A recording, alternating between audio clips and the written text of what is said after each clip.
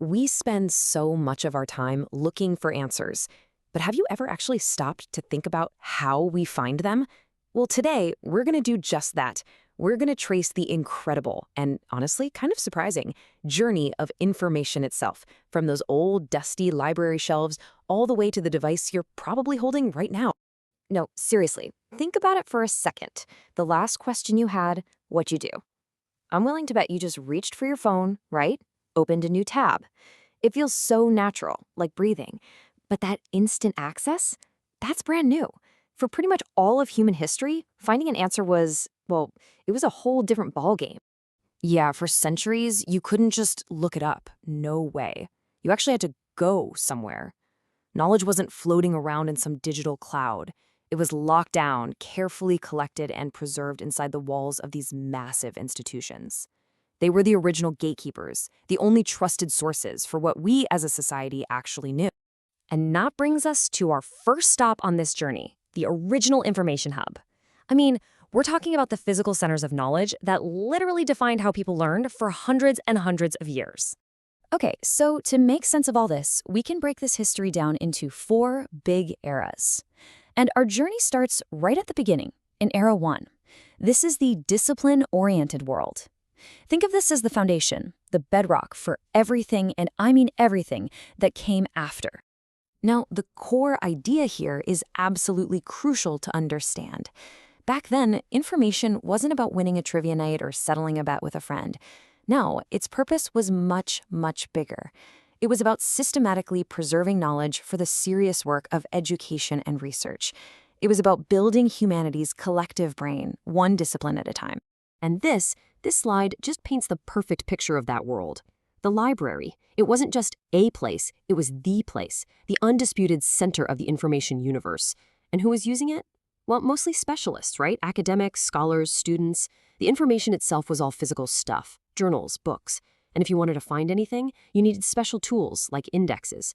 It was a pretty closed, expert-driven system, mostly paid for by universities or the government. But then, of course, the world started moving faster. A lot faster.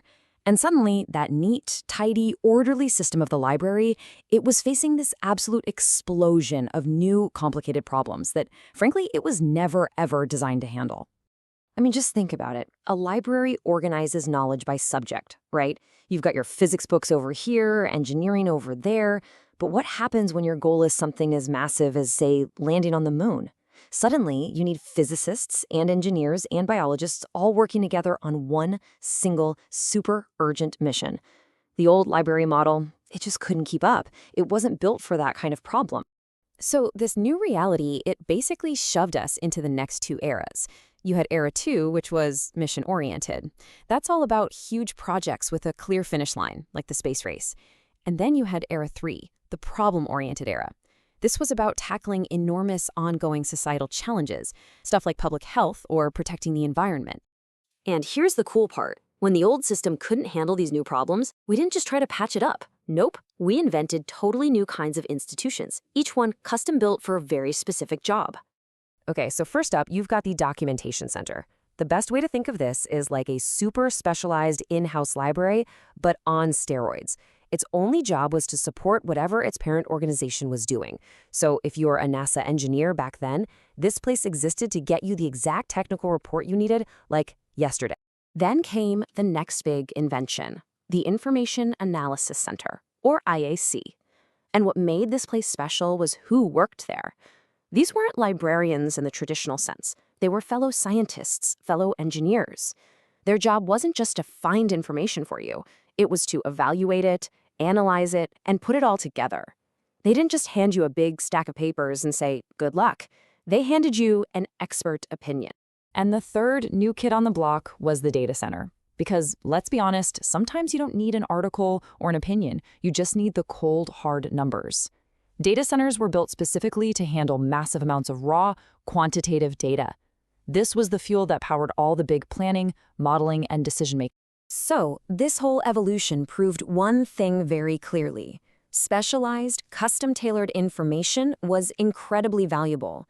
And you know what happens when something becomes valuable, right? A market pops up around it. This is the moment information went pro. Which brings us to the final big shift on our timeline. Era 4, the individual-oriented age. So now the focus shifts away from those giant institutions and massive government projects, and it zooms right in on you and me, the individual consumer. And you have to understand, this was a completely radical idea at the time. The whole concept that information wasn't just some public good for research, that it was actually a product, a commodity that you could package up, customize, and sell to whoever was willing to pay for it, that was a game changer. And this new way of thinking gave rise to a whole new profession, the information broker. These are basically for-profit companies that do one thing. They find answers to questions on demand. Their entire business model is built on one simple, powerful idea: information for payment. You need a market analysis? You need a super hard-to-find document? No problem. They'll get it for you. But just as this whole commercial information industry was really getting going, a technological tidal wave was building on the horizon, a wave that was about to change literally everything we've talked about so far. Yeah, the internet. It introduced this one big, fancy-sounding concept that completely turned the tables: disintermediation. And this slide lays it out perfectly. The old way, you had to go through a middleman, a librarian, an information broker, someone, to get to the information. The new way? You just go straight to the source yourself. All of a sudden, that middleman became optional. This shift was so massive, it led visionaries like F.W. Lancaster to make these huge predictions, talking about how we were moving inevitably towards a paperless society. Now, that sounded pretty wild back then, but it forced everyone to ask a really tough question about our oldest and most respected information institutions. And that question is this: so, is the library obsolete? I mean, if we can get pretty much anything from anywhere and physical books aren't the star of the show anymore, is that cornerstone of Era 1 just a relic? Well, not exactly. The real answer is way more complicated and a lot more interesting than a simple yes or no. See, instead of just fading away, the library is evolving. It's changing its job description. Its mission is shifting from being a warehouse for physical things to being an access facilitator. Think about it. Modern libraries are like our guides through all the digital chaos out there. They teach us how to navigate the web safely. They give us access to incredibly powerful databases that we could never afford on our own. They're adapting, and they're more vital than ever. So, after this whole whirlwind tour from the quiet library stacks all the way to the digital storm we live in now, where does that leave us? What's the future of finding things out? Well, we've gone from a world where information was scarce, where you had to hunt for it, to a world where we're drowning in it. The challenge today isn't access anymore. So the fundamental question has changed. It's no longer, how do I find the information? The real question, the one we all have to grapple with now, is this: in an age of infinite data, how do we find wisdom?